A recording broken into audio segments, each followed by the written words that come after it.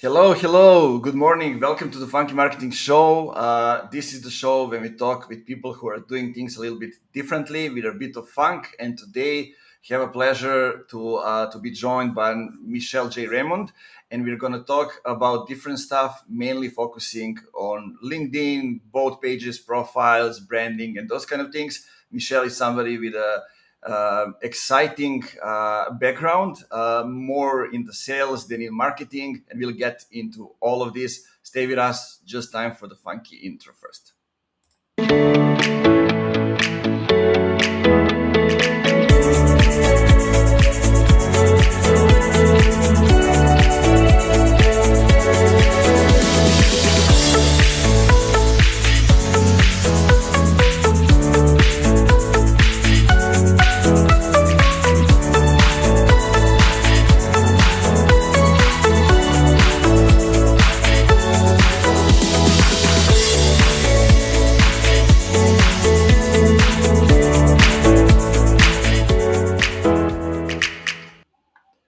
And we're back.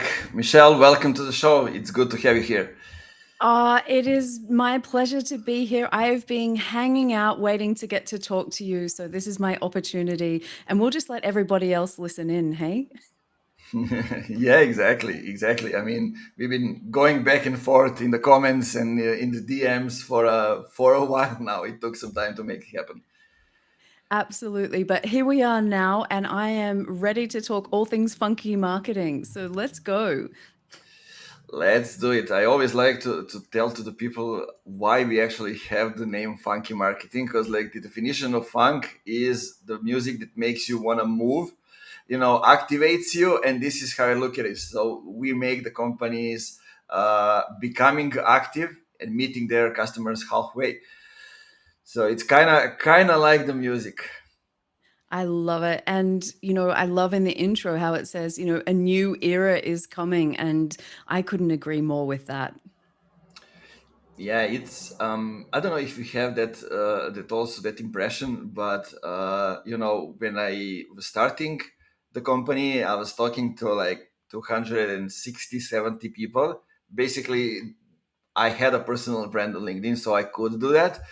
And like I found out that people are still considering B2B as like foggy, mystic, without humanity, without emotions, those kind of things. Now we are a little bit ahead of that, but still, like, we need to learn how to do things in a way of creating relationship, not being transactional. Yeah, stop the broadcast. Stop talking at people. It's time to have conversations and bring them in and start to actually, build communities. And that's the part that excites me the most about where things are heading right now. And as you said at the beginning, I come from a sales background. I spent 2 decades in B2B sales. So I've come from that perspective and then joined in LinkedIn, set up my business. Originally, I only had my personal brand as well. But when I went to help other people on LinkedIn, every single one of them that I went to said, Michelle, can't you just build it for my business? And it just kept happening over and over and over again. And I looked around and I was like, why is nobody else talking about this? In my little part of the world here in Australia, everybody was talking.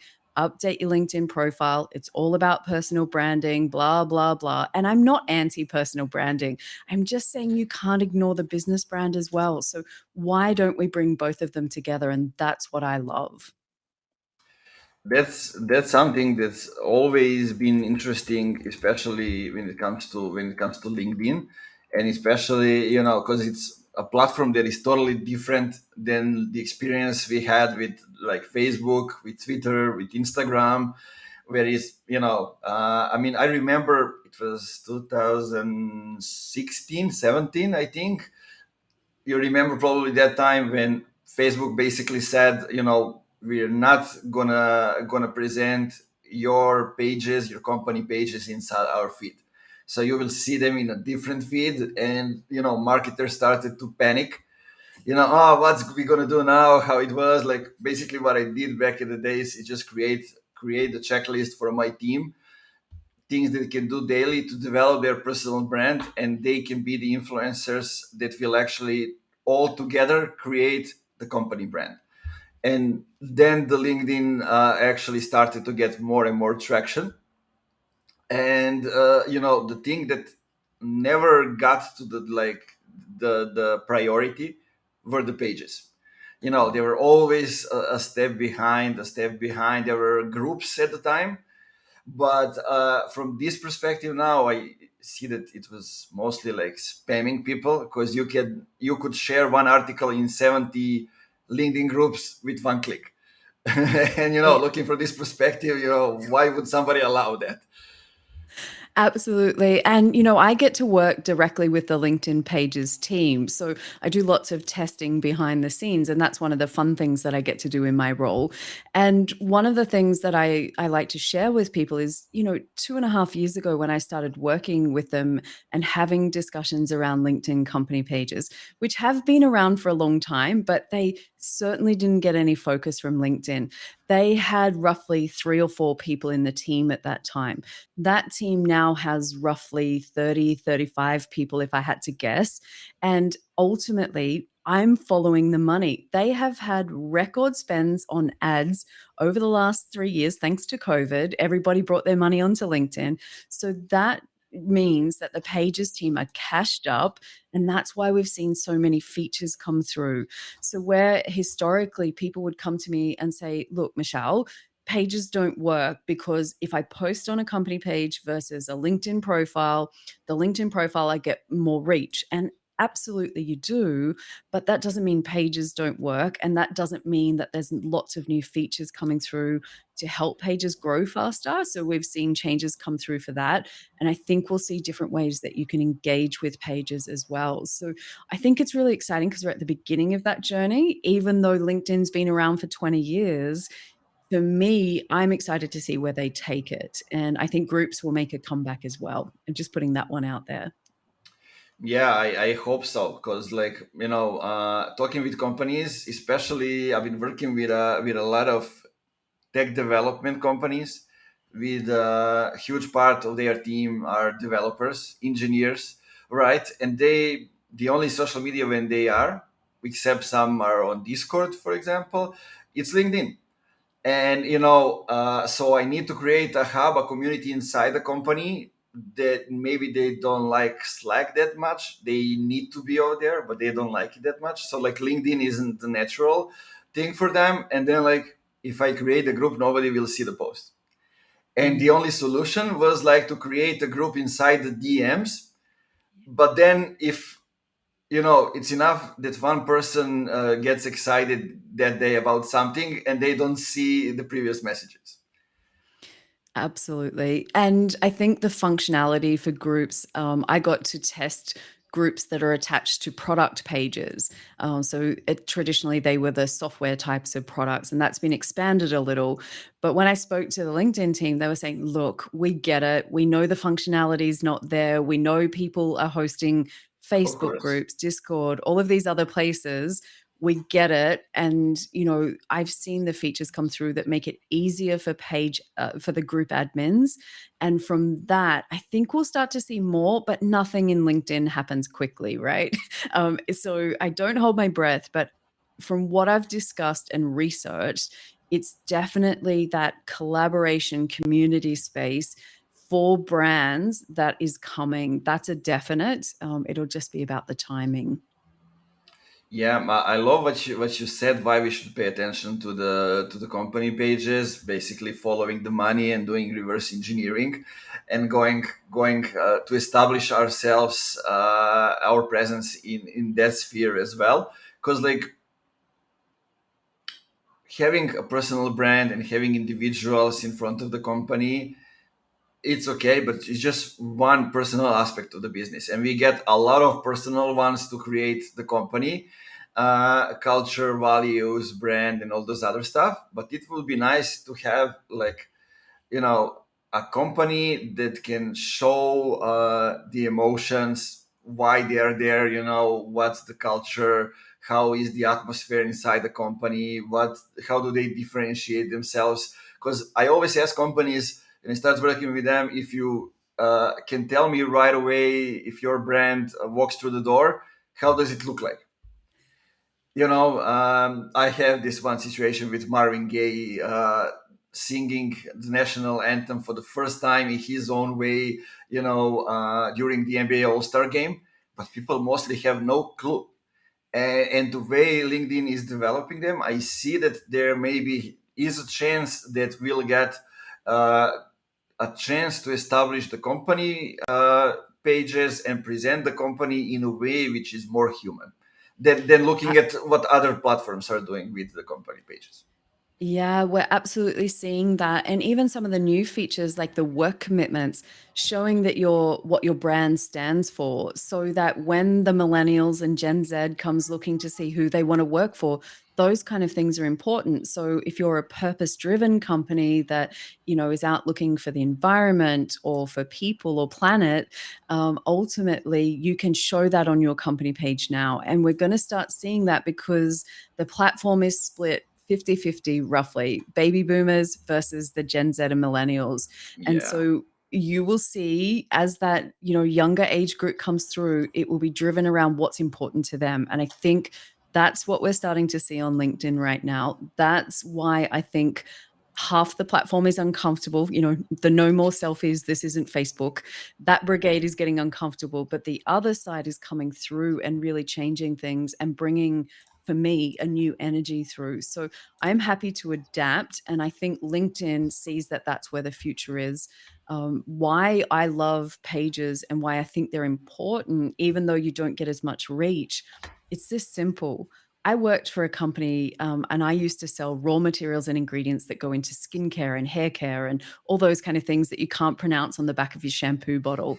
And essentially, I built up a really amazing niche community, a global one of about 5,000 industry members. It was amazing. What would happen was when I changed jobs, I took them all with me, and the companies I work for were left with nothing. And as we see the great resignation, the great reshuffle, all of these words, what are companies doing to protect themselves? What's the insurance policy for when people change? That's your company brand. And that's why I'm so passionate about telling people don't give up the personal brands, but don't forget to create your business brand as well. I agree. That's something, we I always say we cannot actually um, keep the people inside the company, and it's natural for them to evolve, to leave, to start something on their own, or go to another position. And basically, when they leave, it's just the continuation of the relationship. They gave you what they had at this moment, what you allowed them to give you while they were working for you. Um, but one thing I see, and especially I was writing about this morning on my Facebook page, is like especially coming from the agency space, none of the agencies are actually doing marketing or sales for themselves. They don't, and how can somebody trust them? Looking at SaaS companies, B2B tech companies, they are basically just growing with the market. So not creating the brand, not creating the demand. And let's get into that. Let's see what they can actually do to establish themselves as as a company that people remember, know, and go to when they want to buy what they are selling. Yeah, I've been having that conversation with digital marketing agencies here in Australia. Exactly the same thing. It's the whole get your house in order, make sure that you're leading by example so that when potential clients come, they're obviously aware that you know what you're doing and you walk the talk. Too many of these agencies, they say to me, I ask them, what would you rate yourself on LinkedIn? 0 being you don't know what you're doing, and 10 being, you want my job. And they would normally go 7 or 8. And then when I'd go and click on LinkedIn profiles, they're hardly completed. I'd look at the content, no one was creating. And ultimately, it was this big void of how are you telling your clients that you know what you're doing when there's no social proof for that? And so that's why I keep saying to them, you can't just tell people you know what to do anymore. You've got to show them. And so that's why I think, as any company that's listening in, whether an agency or otherwise, you need to start building up that proof. It's no longer just sit back and take my word for it. Exactly. I mean, they are looking for the ways to find out those things on their own and then come to you when they are ready. To Yeah. recognize you as, this is my North Star. I want to work with that agency. I'm sure, like 90% of the agency didn't think like that. Like they are the North Star. For example, like we have a question. It's a great question for this moment in the conversation. Yasna asked the question, starting as a B2B founder, when do you start posting as a company page? Is there a threshold of followers as a personal brand? Because it's hard to do both when time start. Yeah, absolutely. It's hard to do both. And, I would always say start building your personal connections first. That is the number one place that you would say. Always set up the company page so that if anyone happens to Google your business name, they'll be directed there. And you can kind of piggyback onto the back of LinkedIn's reputation and you'll show up in the first page of results, in the top half of the page, which is amazing when you're starting out for free. Like, let's not take that away. It's pretty cool. But you are going to need personal connections to leverage invitations on your company page and all kinds of things. Now, I get that not everybody has time to be doing, the world's best strategy across LinkedIn when you're building a business. I've been through it myself. I know how many hats you have to wear. And so this is what I say to people. I say, look at your company page as the greatest hits album. And what I mean by that is back in the day, you would buy, I'm old enough, I used to buy records or CDs, and you would buy it and there'd be 18 songs and you would only like four of them. And the rest of them were just fillers. And so what I say to you is use your company page. Don't worry about any fillers. Just put the greatest hits on there. And what I mean is, if you have a post that you do on your personal page that works really well, and is related to your business, take that, give it a few weeks' time, and post it on your company page. So if someone comes and visits, they're always going to see the best of the best. And so it takes away the strain of trying to create all the time. It lets you repurpose, which I'm a huge fan of repurposing for small businesses, especially. And then they get to see all of your best content, which you already know works because it's resonated with your personal audience. So take things slowly. This is a ultra marathon. It is a long distance, slow day by day build that you will take lots of small actions over time. Like me, 2.5 years later, I look back and go, wow, did I do all of that? But on a daily basis, I feel like I've got so much more to go.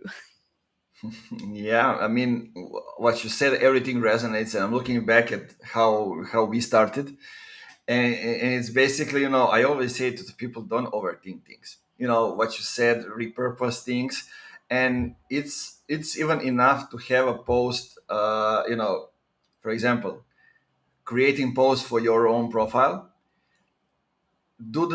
post the same thing on the company page from the start, but do the reverse order.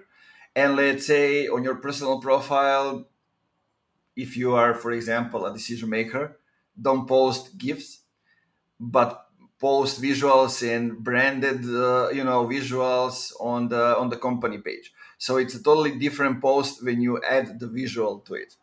And LinkedIn is not a platform when people remember things, so they will look at it as a completely new post.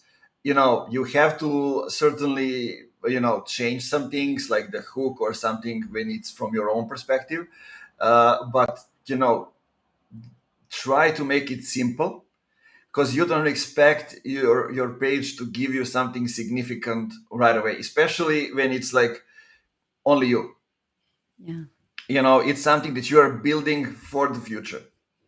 Yeah, it absolutely is. And for me, for instance, with some new clients, we've been using the repost feature. Now, I understand that algorithm wise, that is not necessarily spreading the message as much as I would love that feature to. But does it leave a footprint? Absolutely. Is that a signpost to direct people that you know what you're doing and what you're up to? Absolutely. So for me, it's all about small steps. It's not diving in that deep end where you get overwhelmed. My biggest fear, and the thing that I teach in any training that I do, is I don't want people to give up. Like, giving up is the only thing that you can do wrong on LinkedIn. Everything else, no matter how much time it takes, how slowly you go, will always build up over time. And so for me, I was really impatient in the beginning. I hated it because I swapped from talking about beauty and chemicals and all that stuff that I'd become known for. I used to get amazing engagement. I had lots of likes and comments, and it was amazing. I set up my business to teach that industry how to use LinkedIn. And I went through a phase where it was like people were watching the wrong channel. They're like, we came here for beauty. You're talking about LinkedIn. Like, what's going on? Where's the remote? And so I went through a stage of probably around 6 months that it took me to switch off one audience, start to build another one. And 2.5 years later, it all worked out fine. But if you'd asked me in the middle of it, I was like, have I done the right thing? No one's listening. Is there anybody out there? And it was terrifying. So if you're going through a stage of building from zero, just give yourself a time frame of 6 to 12 months, because that's how long community takes. If it was an ad and you're just directing it, maybe on Google Ads or something like that, where it's a pay-per-click or some other strategy, it might happen faster. But when we're talking about building brands and building relationships, give yourself time. That is my biggest message that I can give anybody. That's a great advice. Know what you are doing and give yourself time. There are two things actually that I want to get into, and first one is talking about the company pages. I think there are totally different things if the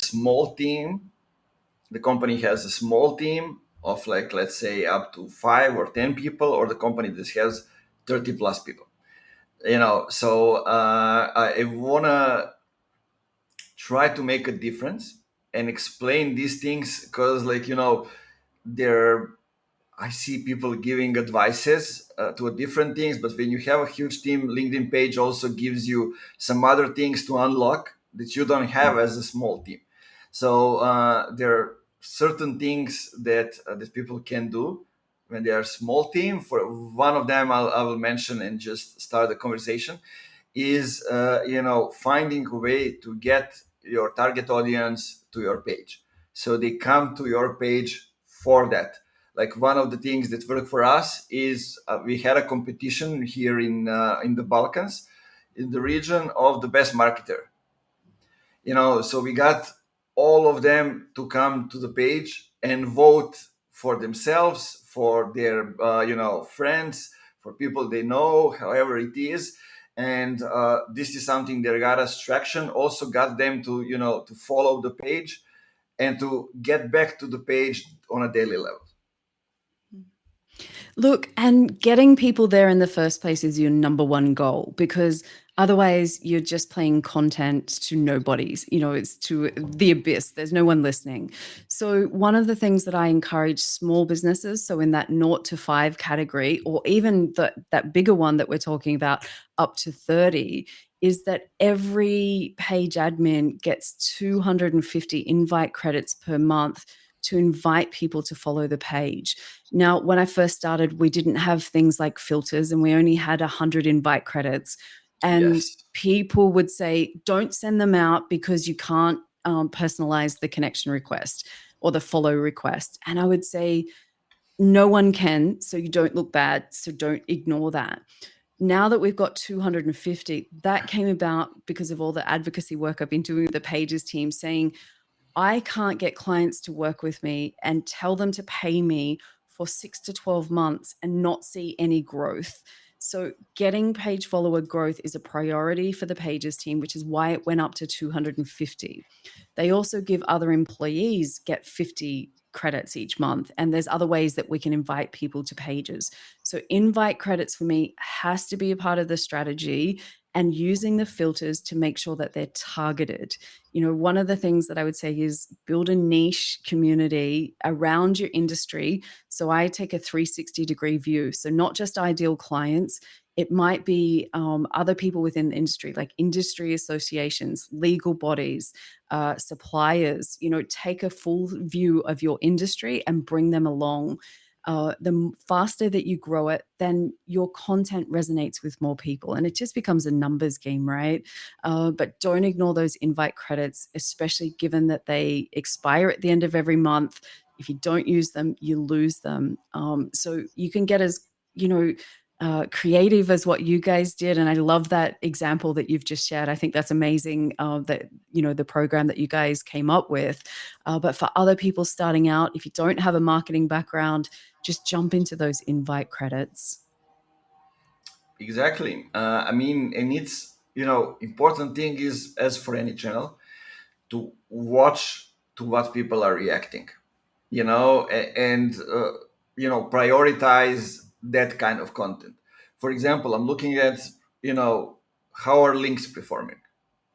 You know, sometimes they are performing well when they are posted like links, so like with a thumbnail photo and everything, so it's like and you create a copy like it's a buzzword. Hey, this is one time that we are posting this, and this is the one thing that you need to click on and to read, but we are giving them just enough in the copy, so if they don't click, they get enough information. On the other hand, if we post it just as we're not going to emphasize the links, so it's going to be like a text post with a link inside the post. No, because then you are basically doing neither of those things.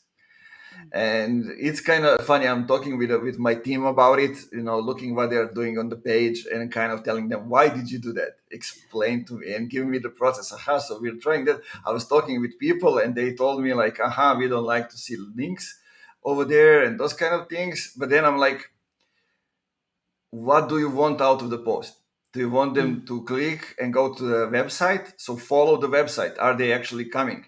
If they want them to be engaged in the likes and comments, follow that metric. So it's also about that, what you said, how many people are coming to the page, who are those people. Especially, I love to follow the demographics as well, especially for us. We are from Balkans, you are from Australia. We are both probably having like potential audience, the biggest one in the US. So we need those people, but we also need people who are, in other parts of the world.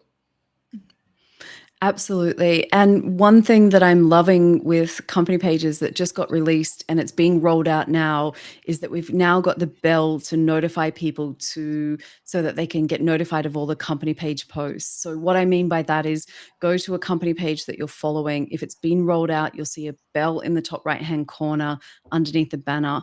If you click on that, you'll always get notified. Now, I'm telling my clients and the work that I do to keep reminding people to click that button so they get notified, because we know that page posts aren't showing up in the feed. So we've got to get smarter. And ways that we get smarter are things like, for me, building a newsletter subscription. That's one of the most important things that I do on my company page, for a number of different reasons. Again, I can repurpose. And yeah, we lost Michelle for a second, but she'll come back.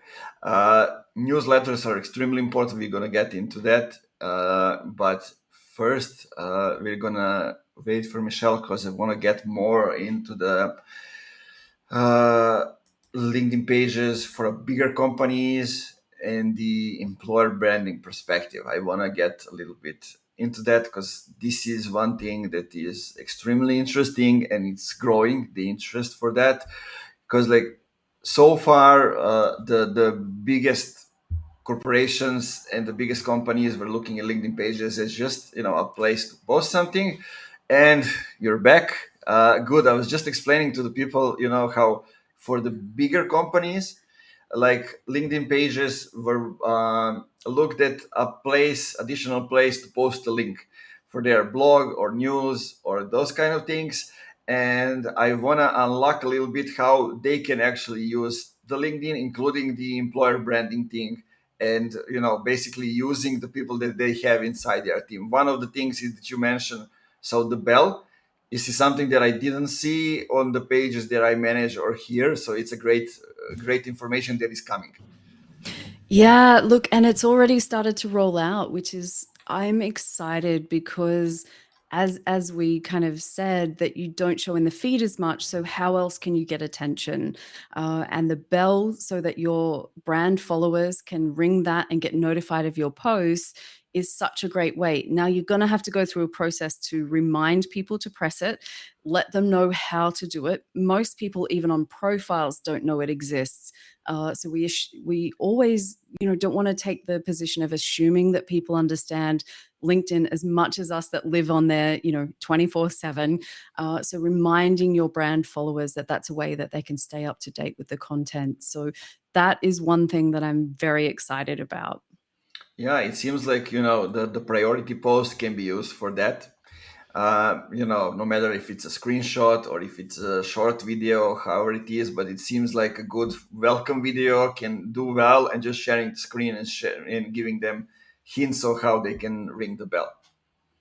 Yeah, and letting them do that for employees as well. It's a double win, double the opportunity. And that's why I've always been a big advocate for pages and, the business brand and the personal brands together. Like it's the synergy between the two that you get better results. And, that's what I've been able to do when I was just a business of one. I'm now up to a grand total of two. But for me, it's like the advantage of pages as a small business owner is that when you go to a company page, it doesn't matter whether I'm Good Trading Co. with one employee or now two, or Amazon, which has 25 million page followers and however many employees. We get the same features, the same banner size, the same tagline, the same number of posts, all for free. Now, no one looks at my post and says, how big is that business? They just assume I'm much bigger because I'm creating content.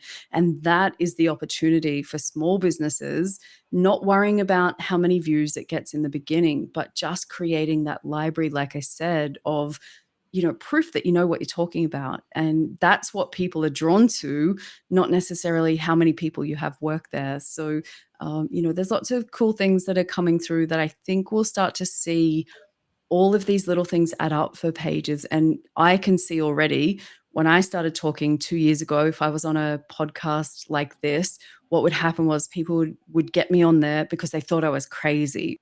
Why, Michelle, are you talking about company pages? And I was like, in my mind, I'm thinking, you're the crazy ones. Why are you ignoring business brands? Now, fast forward 2 years, they're all like going, oh, that's what you meant. And you can see it with LinkedIn and all the research that they do into B2B, all the B2B brilliance and all of these other plays on B2B that they've got going in throughout their content. And all the B2B Research Institute, like it's a big deal for them for the next 10 years. And yeah, of course, I'm very excited that that's the future, because I really think that it's an area of LinkedIn that's never really been exploited before. I agree. And before I ask you things about newsletter and live streams and those kind of things, let's get a little bit about the bigger companies, because I feel they have employees who are there on the platform, and the company page should be something that they use not only to create relationship with their potential and current customers, but also with their employees, right? Because they are all over there together, and they need, like, looking at tech development companies, like most of them need more developers, need more engineers to come to the team, and by showing them how things work, it makes it easier. Yeah, and you don't have to pay, $10,000, $20,000 to get the life tab, which, I've got a couple of clients that are paying a lot of money to show how great it is just to work at the company, one special tab. I said to them, why don't you save your money and just create content that shows how great it is? Have your employees share content that shows how great it is. That's better than a static tab, which shows, of course, everyone's going to write good things and good recommendations, and I don't think that that has a value. I think the value is when you can do that ongoing, genuinely, show what it's like to work there so that people will come. The My Company tab is something for those bigger companies to bring everybody together so that you can see what your colleagues are up to, milestones, content. And it's just a great place to bring people together on LinkedIn. But again, if you need 10 or more employees, so if you're a small business, you don't have access. But if you're bigger than that, I think it's a great way to begin to build your employee advocacy programs. And that is getting your employees out onto the platform, giving them potentially content that they can post as their own. And it's all measured within LinkedIn. And I love the idea of, if we're trying to attract people on LinkedIn, like you said before, having that community here and then having the tools to service that community on LinkedIn. I don't want to send them to Slack or Discord or all these other places. Keep it simple so that we don't lose people. And yeah, so I think the My Company tab is an exciting one that is underutilized because nobody even knows it exists most of the time. Yeah, and what you said is kind of interesting because actually you can choose the content that you want to your employees to share, and you can share it with them so they can reshare it further, and you can measure who from the company is actually contributing to the page and with content and with those kind of things, and I think not many companies actually know that or utilize those features. No, and we've got to remember employees are at all different stages, just like, LinkedIn members in general. Some people are petrified of writing their own content, but might be okay if someone else writes it, they're happy to post it. And this is such a great and easy way to do that without getting penalized as a share. If we're talking about technical terms, it looks like it's theirs. It helps them to get started. And I'm a big fan of anything that takes people from just observing and watching what's going on to being an active participant, whether that's pressing like, whether that's sharing a My Company post that's being created for them. Any of those actions, taking employees, that's where the power of a business and a business brand is bringing everybody and their networks together. And so the more that you can do that, it's easier said than done. There's a lot of work that goes into getting employees to post. If only it was easy as, hey, you work for us, let's just go do it. Nothing like that is that simple, but there are tools that we can help make it simple. So My Company as well, like I said, it might be that you can see that your colleague has posted and you will support them because they're your colleague and you like them. So there's lots of untapped ways that pages can be used. Yeah, I mean, it basically goes back to at least that's my experience working with like 7, 8 companies, establishing like 3 months program to create a hub inside the company when they give each other support. And basically, everything that goes out on LinkedIn is already something that has been giving a feedback, improved, and then it goes, and because people got excited inside the company, they will show the excitement on LinkedIn as well. But it all goes back to the leader. Mm. Can you lead with an example, as with more things in life? That's how things work in general. Such an important point. If you are a CEO, C suite business owner, you have to lead by example. Otherwise, it will fall over in a couple of months and you will again get left behind, and your competitors will take your opportunities. And then it becomes a vicious cycle. They get more opportunities, they've got more revenue, they can do more things out in the industry. So there's a snowball effect from not leading by example. And nobody is too busy to do a post if it's important. So if it becomes a priority, no matter what it is in life, if it's a priority for you, you will make time, you will make money, available to make it happen. So yeah, again, CEOs, C suite, anyone responsible at that level, you have to lead by example. Yeah, and I would like to say one more thing. It's, if you are already planning to have a presence on LinkedIn and utilize the power of, having a big team, uh, you need to choose people based on that before they come to the company, because it's something that they will decide on their own. It's not something that, me or you as bosses will tell them and they will go and do it. Maybe they will do it for 2 weeks, but Yeah. then come on, it's not my priority. I want to do something else. Why would I keep doing that? Just because my boss told me? No. No, you gotta find out what's in it for them. Like, why would they want to build their own personal brand which supports the company? What's in it for them? And if they're doing it and you're not acknowledging that work and that, above and beyond kind of attitude to make those posts happen, again, it will stop because what gets acknowledged gets continued.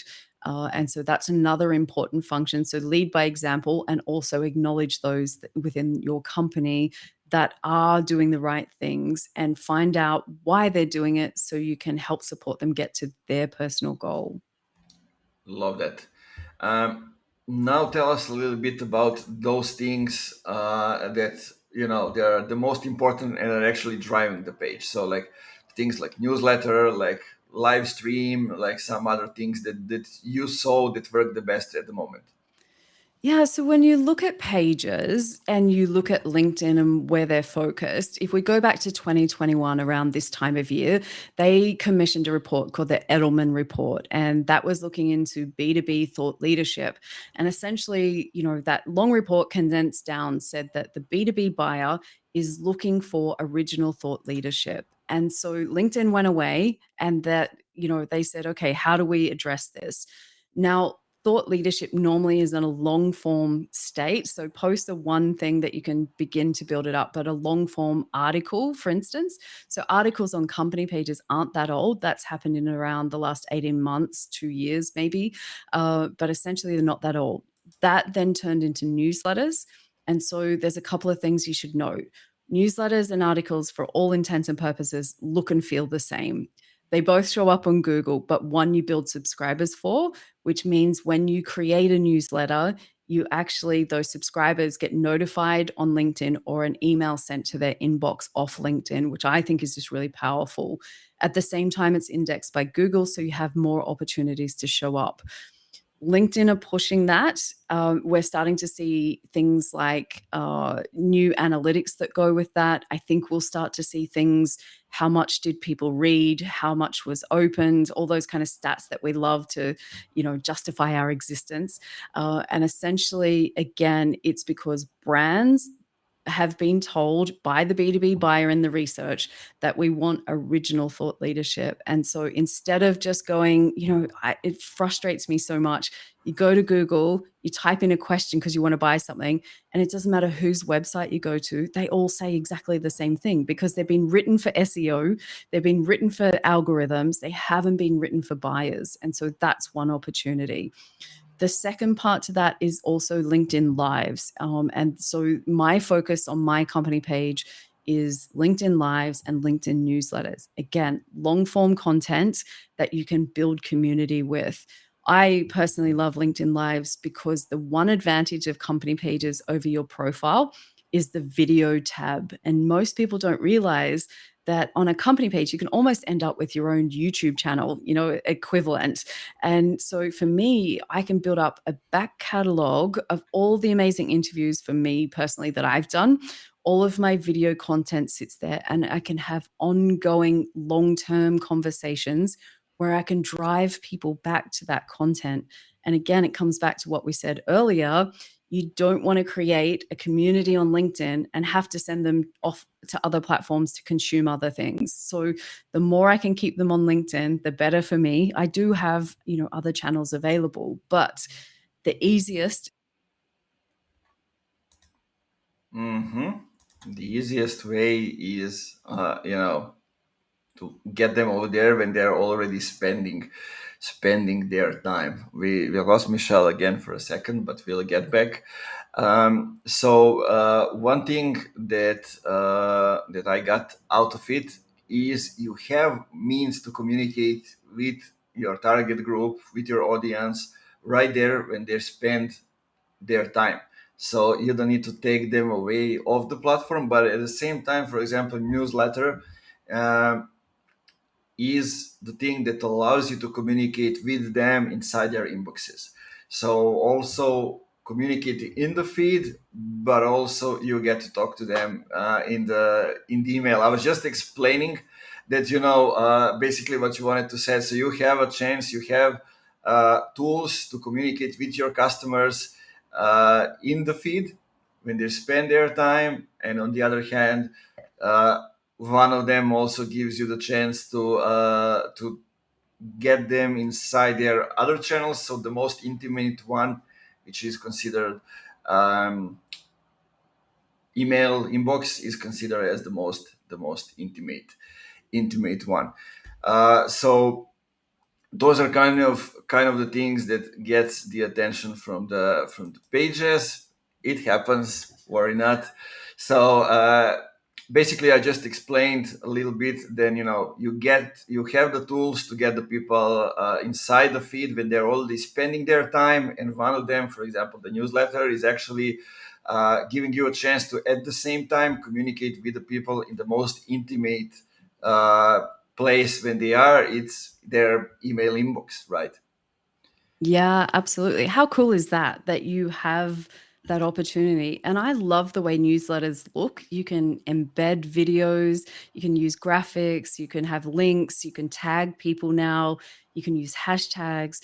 Like, I think that they're a cool way to present information. And again, for me, it's a huge repurposing thing. So if I'm on, LinkedIn Lives or podcasts like this, they go into my newsletter. Yeah, you use the newsletter to repurpose things and get people back to the things that you share during the week that you created with other people, and basically, just kind of a resume of what was happening the week before, or 2 weeks before, or a month before, depending how frequently you publish the newsletter. So those are kind of the things that we get back to. Michelle is having some problems with her internet. It happens. We are live I'm streaming. back again. Yeah, yeah, all good. I'm finishing your sentences. So That's good. Lucky we're so aligned. Like, I think we could finish each other's sentences because you and I share so many similar views and strategies. It's scary to think that we've never had a conversation, but we've worked out very similar things. Exactly. One thing I want to add. You mentioned repurposing inside the newsletters, and basically, I explained that you can have it like once a week, once in 2 weeks, or once in a month, and basically you resume what was happening in the week before. Also, one of the things that you can do is you can repurpose smaller videos outside of the podcast, like this one. This is what we've been doing, and actually, we didn't do it when it was going out. We did it like 6 months after, Mm. and got totally new conversations, new way of promoting things, and including people who were guests, and they were sharing it. So because we tag them, we involve them in the content, we got their audience as well coming to our page and also checking out things. So one more thing that we can use. Thanks for the inspiration for the videos kind of YouTube channel. I think today that's going to be my post. So Look, it's a thing that works differently to the profile. And, one of the things that I assessed what I was doing at the end of last year was I looked at it and I went, so much of my content is disappearing down the feed, never to be seen again. So, what can I create that has a longer shelf life, that I can keep the conversation going long after that initial post? And that's why newsletters, you've now got a lot more focus on when you visit a company page, it sits right there front and center, and the video tab is there. And linked to that, obviously, the events tab is really important to part of my strategy. On a normal occasion, I have all of my upcoming events probably out around 6 weeks or so. I don't have it right now because I'm just finishing writing the book, but I ultimately have 6 weeks of upcoming events, and all of my past events show on that events tab. And again, they're searchable. People can go back and watch, continuing that conversation, because I have some amazing conversations with people on my LinkedIn lives. And I don't want that to go to waste, and just disappear down the feed, gone in 48 hours. that's very smart one. When we did those things, like, you cannot get people, if you do, for example, a webinar that is outside of LinkedIn, and you still create a LinkedIn event, they don't click to register on the other platform. They all register on LinkedIn. But what we were doing, I had a person dedicated that was, going to the people and in LinkedIn inboxes and asking them, "Thank you for registering to this. We know that you haven't been to the live stream, maybe because misalignment between the tools, but do you want to receive the recordings?" So they answer yes or no, or they never answer. But if they answer yes, we give them the recordings and we start a relationship and conversation with them. So a great way to bring something which is, during the stream to the inboxes. Yeah, absolutely. And this is the thing. It's really clunky if you create the LinkedIn event and try and take someone off to Zoom or wherever else they have to register. And it's probably one of the number one complaints or questions that I get from people is I created a Zoom registered event. I created a LinkedIn event. Why are people just clicking attend and then not clicking on my link to register? And unless you've got that process you just described, where you're following up people and saying, hey, did you know you've got to do this second step?